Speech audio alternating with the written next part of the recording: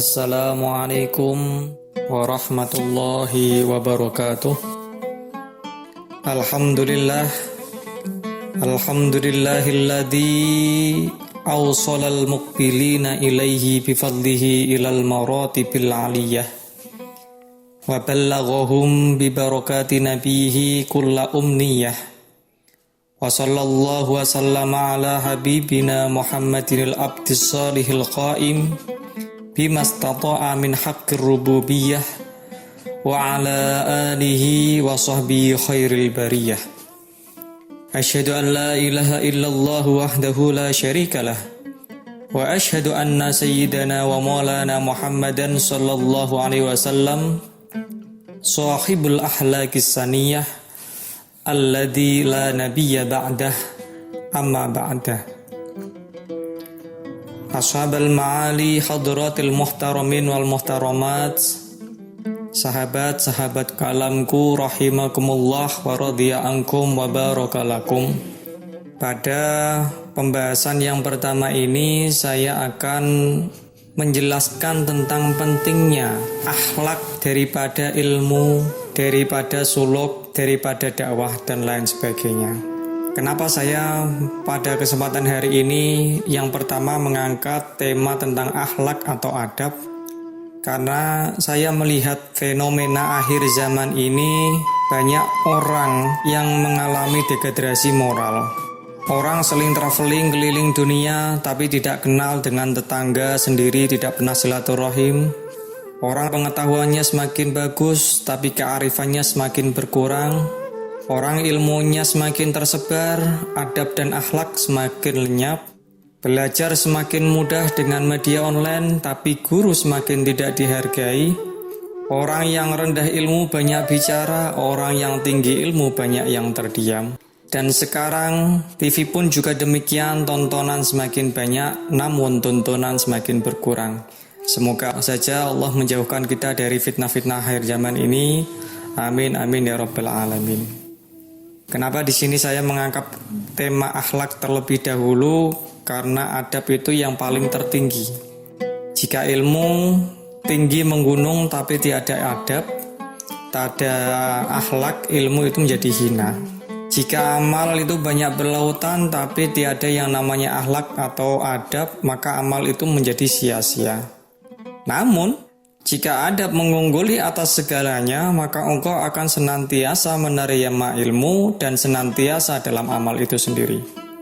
Abuya Sayyid Muhammad bin Alawi Al-Maliki Al-Hasani pernah berkata, la yakfiril alim ilmuhu wahdahu idza lam yakun ma'ahu ahlakun wa adabun. Seorang alim yang tidak cukup dengan ilmunya semata jika tidak disertai dengan moral dan akhlak yang baik. Jadi seseorang tidak dikatakan alim, tidak dikatakan cukup ilmunya jika tidak disertai dengan akhlak dan moral itu sendiri.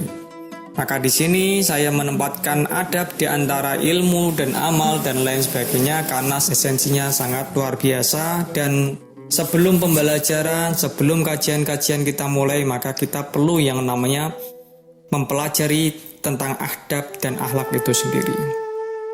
Bahkan dahulu ada salah satu muridnya Imam Malik yang dikenal dengan Abdurrahman bin Qasim, ya, ulama-ulama terdahulu itu belajar adab, akhlak terlebih dahulu sebelum belajar ilmu. Dikatakan dalam riwayah Abdurrahman bin Qasim itu selama 20 tahun belajar pada Imam Malik, yang 20 tahun tersebut 18 tahun hanya belajar adab, akhlak, sopan santun, dan yang 2 tahun hanya belajar ilmu.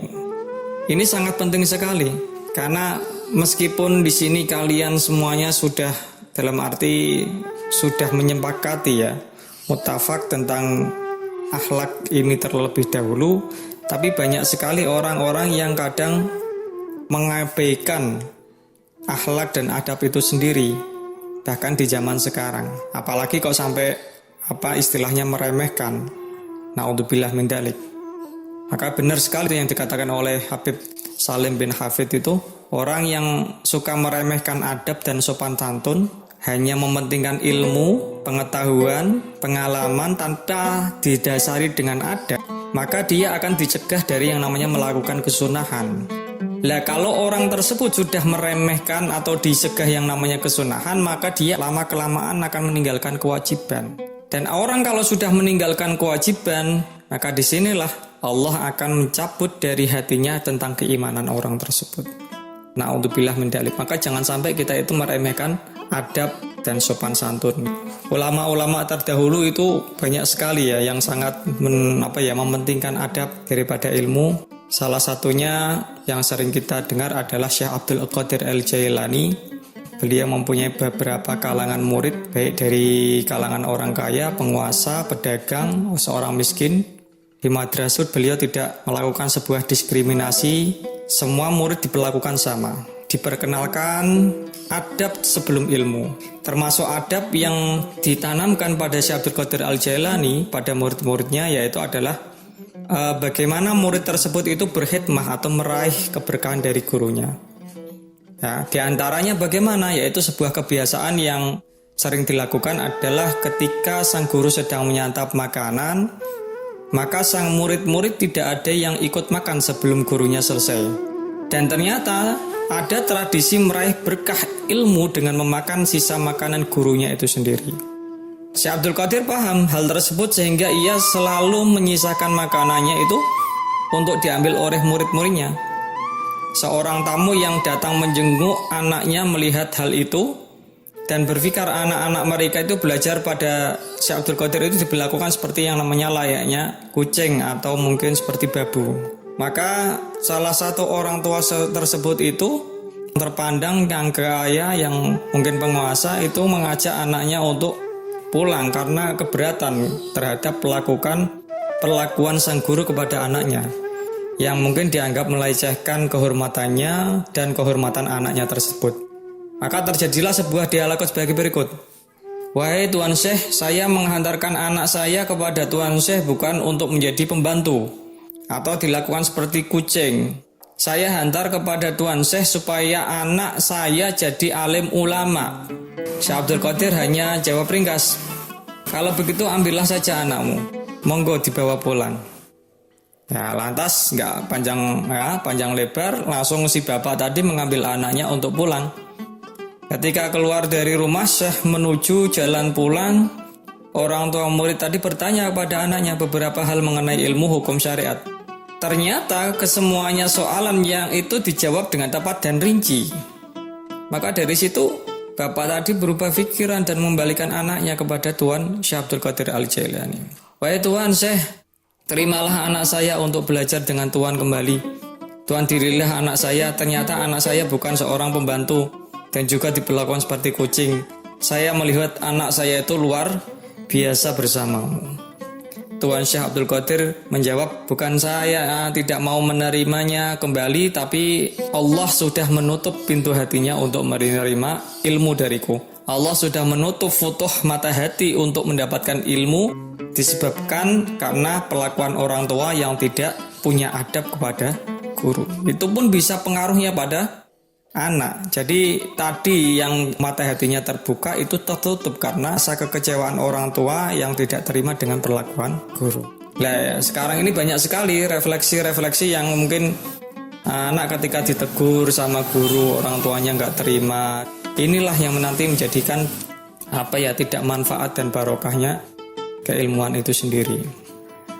Dan mengenai adab atau akhlak ini banyak sekali sudah dicontohkan oleh beberapa ulama-ulama. Tidak cuma Syekh Abdul Qadir Al-Jailani saja, tapi zaman dulu juga banyak yang dipraktikkan oleh para khalifah ya. Di antaranya Khalifah Harun Ar-Rasyid juga pernah menitipkan putranya kepada Imam Al-Asmu'i. Beliau itu mengajar putranya tentang beberapa keilmuan.